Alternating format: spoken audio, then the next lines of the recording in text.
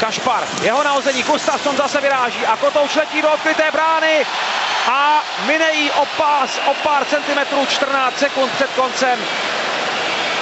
Ten Kotouč se vrtěl, už se zdálo, že půjde do odkryté klece, ale nakonec se ještě přece jenom vychylil a trenéři už musí nutně vystřídat. My jsme měli štěstí, ale Švédové vystřídat nemohou, což by mohla v tohle chvíli být ještě pro nás taková drobná pomoc.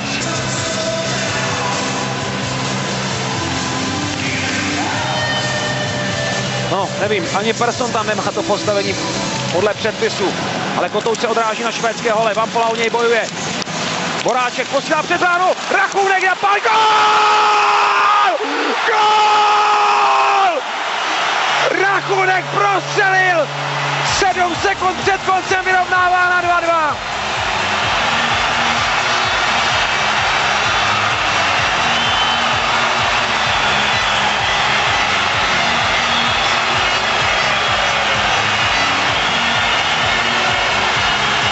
Rachna kachna, toto letělo!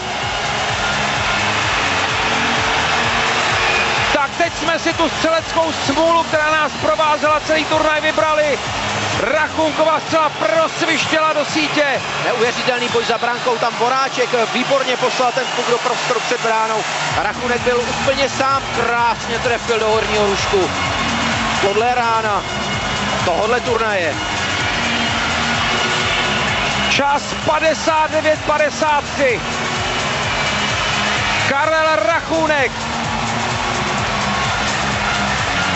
vyrovnává stav.